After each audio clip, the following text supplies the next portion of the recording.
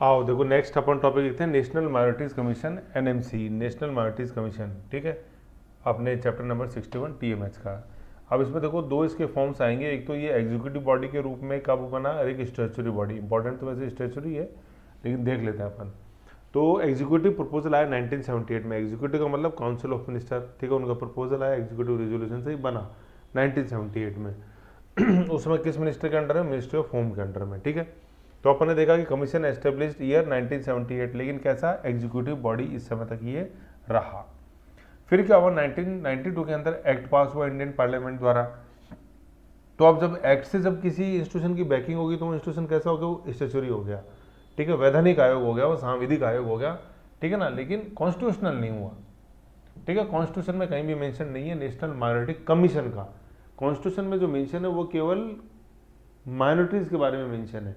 ठीक है, fundamental rights जैसे अपन देखते हैं आर्टिकल नंबर 29 एंड 30, तो वहाँ पे माइनॉरिटीज़ की चर्चा है, माइनॉरिटीज़ के लिए डिस्कशन है।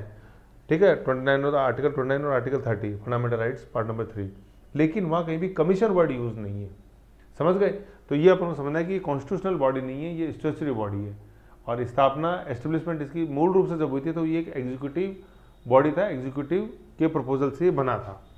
ठीक है, तो अपन को ध्यान रखना है 1978 एंड 1992। ठीक है, फिर जब एक्ट आया 1992 के अंदर तब इसकी स्थापना कब हुई इंस्टीट्यूशन की? 17 में 1993। ठीक है, 17 मई 1993, 17/5/93। ठीक है, अब इससे आपको याद आया, देखो मैंने पिछली बार बोला था जैसे 2/5 आ रहे हैं 15/5/1993।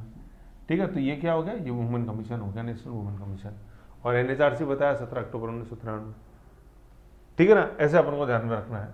ठीक है, ये 15/5/1992 ये तो 15/5/1999 था। 3 मैंने बताया, 2/5 आ रहे हैं, 3/9 आ रहे हैं। ठीक है, राजस्थान के संदर्भ में। ठीक है, तो ऐसे अपन को देखो ये डेट्स कंपेरेटिवली अपन को ध्यान में रखनी है। फिर इसकी एक टेबल और मैं बना दूंगा आगे, तो उससे कंपेरेटिवली अपन को सारे ध्यान में आ जाएंगे। तो 17 मई 1993। ठीक है, 17।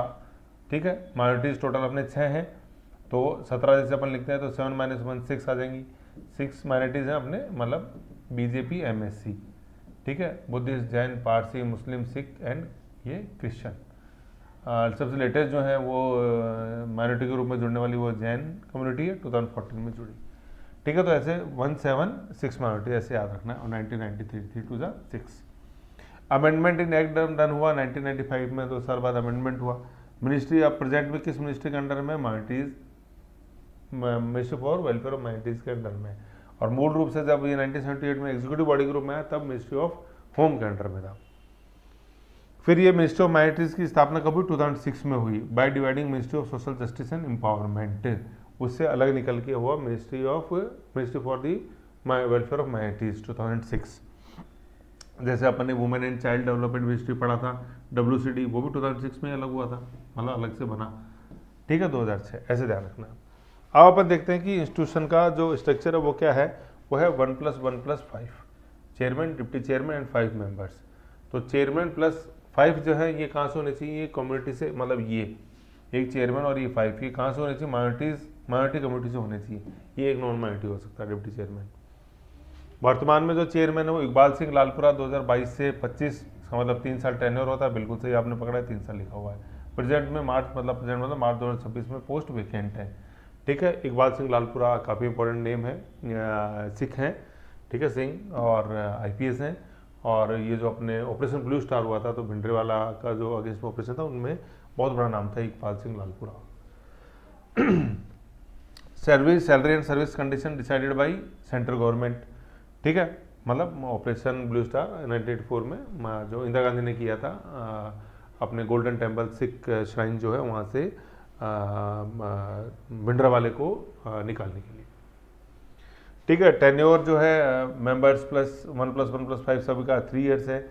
एज बार कोई इसके अंदर है नहीं, जैसे अपन ने NHRC में देखा कि 370 है, यहाँ ऐसा नहीं है, ना वुमेन में है। चाइल्ड वाले के अंदर अपन ने देखा था कि चेयरमैन है 365 और मेंबर है 360। ठीक है ना, यहाँ सिर्फ टेन्योर का ही है पाबंदी, एज का कोई लिमिटेशन नहीं है। 3 ईयर टेन्योर लेंथ है बस। रेजिग्नेशन सेंट्रल गवर्नमेंट, प्रेसिडेंट का कोई लेना देना नहीं है, ना अपॉइंटमेंट में ना अपने रेजिग्नेशन में।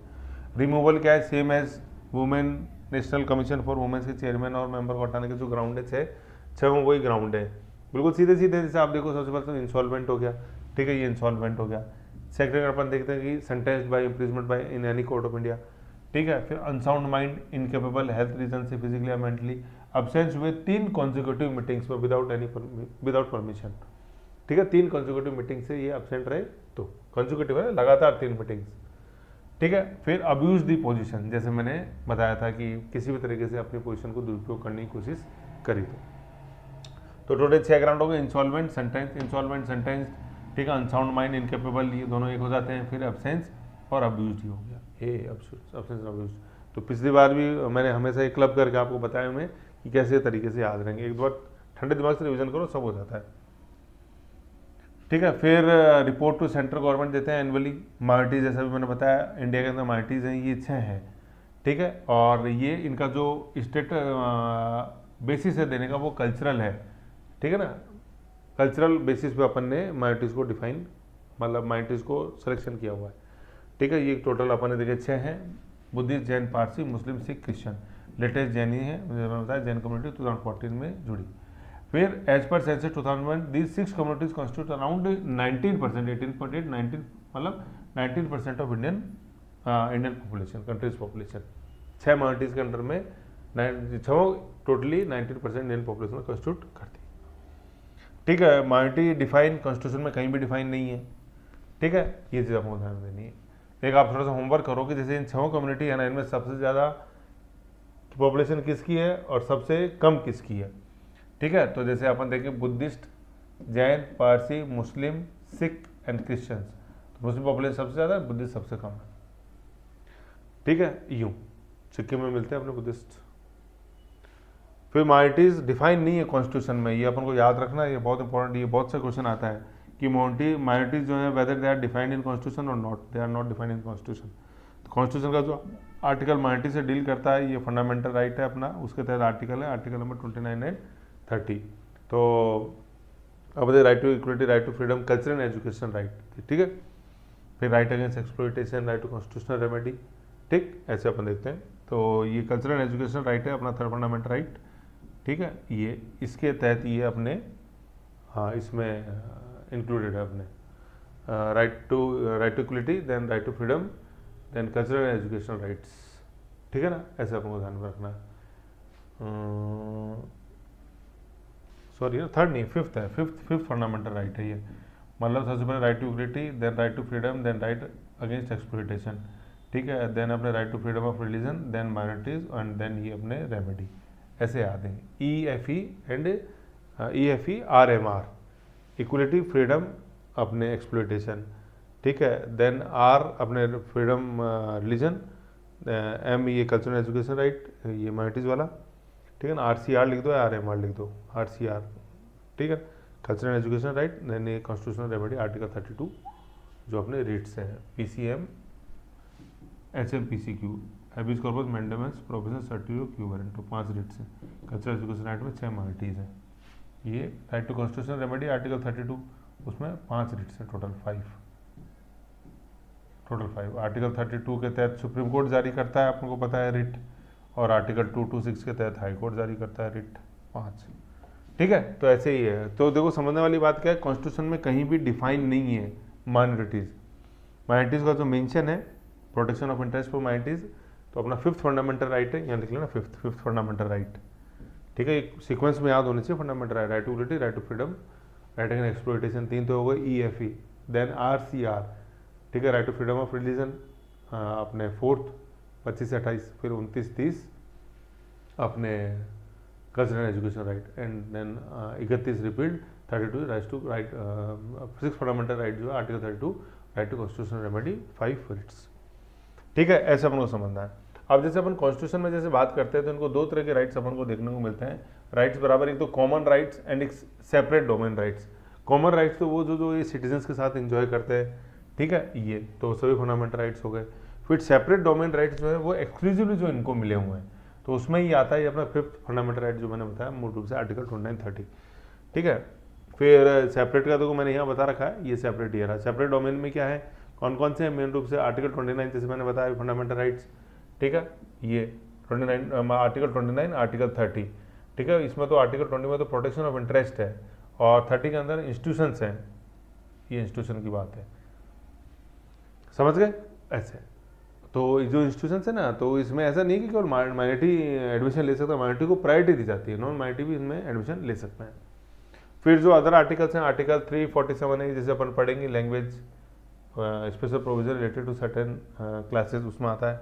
आर्टिकल 350 अपन देखेंगे, उसमें आया, वैसे में कुछ कुछ मैंने बता रखा है। Special officer for linguistic minorities है ना, तो उसमें some special provision for certain sections of society, उस चैप्टर में आएगा ये, ठीक है। फिर सिख कम्युनिटी को जो अपन ने दिया हुआ आर्टिकल मतलब 25 में कल्चरल जो right to freedom of religion जो है, उसमें कृपान पहनने का, वेयरिंग एंड कैरिंग कृपान, इनको ये छूट है, वो हथियार के रूप में नहीं गिना जाता, एक रिलीजियस सिंबल के रूप में गिना जाता कृपान का, है ना। तो ऐसे ये अपने मूल रूप से, जैसे आपने देखा सेपरेट की जैसे जो बात है वो तो fundamental right number 5 cultural education right, और कॉमन की जैसे जो बात है तो सारे ही फिर जो फंडामेंटल राइट्स हैं और अदर कॉन्स्टिट्यूशनल प्रोविजंस जो अपन देखते हैं वो है,